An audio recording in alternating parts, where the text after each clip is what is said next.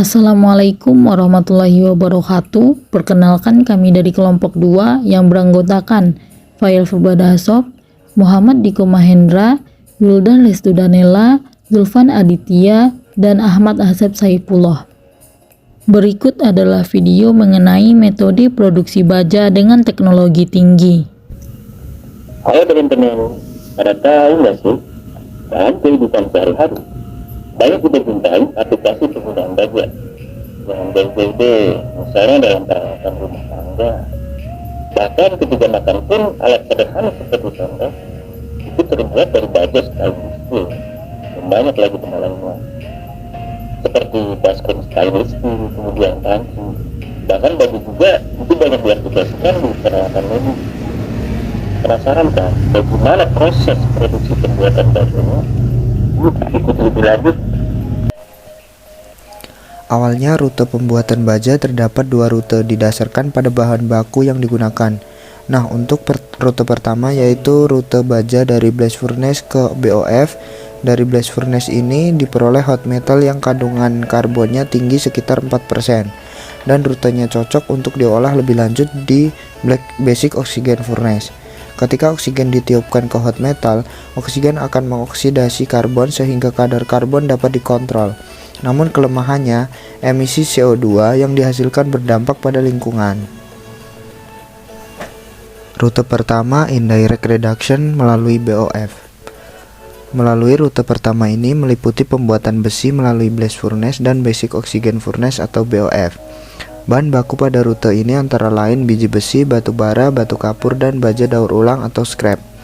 Umumnya untuk menghasilkan 1 ton crude steel diperlukan 1370 kg biji besi, 780 kg batu bara, 270 kg batu kapur, dan 125 kg scrap baja. Bahan baku yang dapat dimasukkan melalui konverter oksigen sangat fleksibel. Muatan BOF umumnya terdiri dari 70 hingga 75% pig iron cair dan 25 hingga 30% scrap sebagai coolant. Alternatif pengganti scrap dapat digunakan besi yang dihasilkan dari reduksi langsung atau direct reduction iron atau hot briquette iron atau HBI. Selain pig iron cair, BOF juga dapat menggunakan lelehan besi yang diperoleh dari proses reduksi peleburan koreks.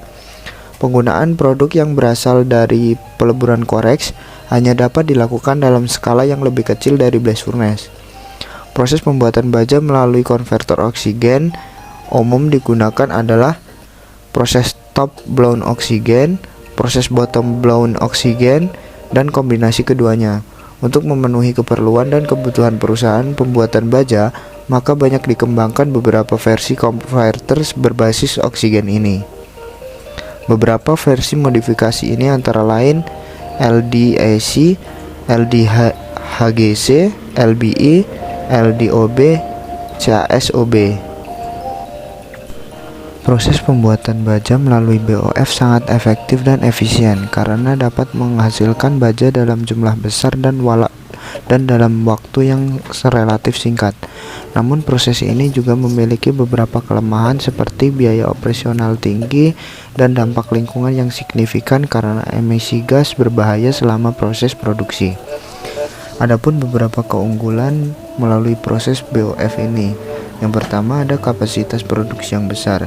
BOF dapat menghasilkan baja dalam jumlah besar dalam waktu yang relatif singkat, sehingga cocok digunakan untuk memenuhi permintaan pasar yang besar. Yang kedua, kualitas baja yang baik. Proses BOF menghasilkan baja dengan kualitas yang baik dan seragam karena dapat mengatur kandungan unsur-unsur seperti karbon, silikon, dan mangan.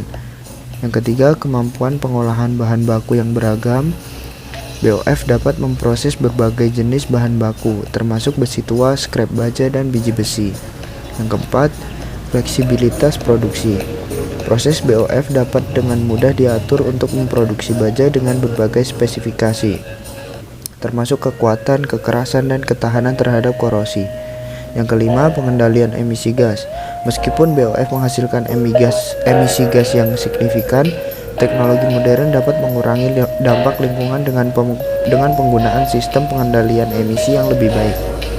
Yang keenam, biaya produksi yang rendah.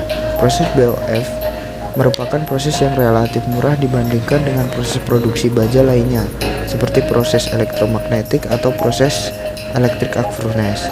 Dengan keunggulan-keunggulan tersebut, proses pembuatan baja melalui BOF masih menjadi salah satu metode utama dalam produksi baja modern. Nah teman-teman, untuk rute kedua yaitu rute baja dari direct reduction ke EAF. Nah di sini proses produksinya tidak banyak menggunakan batu bara, sehingga kadar C-nya tidak terlalu banyak dan lebih ramah lingkungan daripada rute BOF. Namun kelemahannya, kualitas produksi dari efisiensi energi lebih menguntungkan BOF karena tidak memerlukan energi listrik dalam prosesnya. Serta pada EAF, bahan bakunya dapat berupa scrap atau besi tua yang tentu banyak mengandung pengotor dan C atau karbon yang bervariasi grade-nya, sehingga sulit untuk mengontrol kualitas produk yang dihasilkan. Nah, teman-teman, dari kedua rute tadi tentu punya kelebihan dan kekurangan masing-masing. Dimana jika menggunakan rute blast furnace ke BOF dihasilkan kualitas produk yang baik, namun emisi gas CO2-nya itu sangat banyak sehingga berdampak pada lingkungan ini.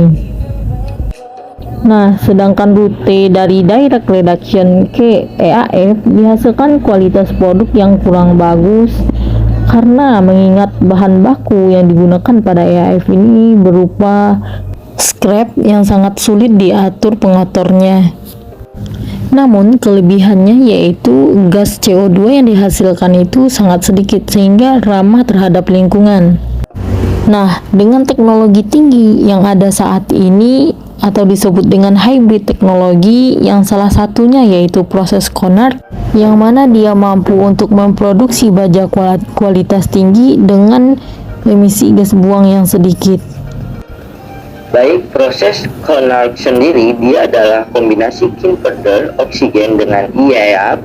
Akibat kombinasi tersebut, dia mampu mengolah scrap dan dry sesuai ketersediaan bahan baku atau fleksibilitas bahan bakunya yang tinggi, dan dengan adanya Kinfeder oksigen dia mampu mengontrol pengotor yang ada pada scrap serta dia punya sistem pemulihan energi yang efisien untuk mengurangi emisi CO2.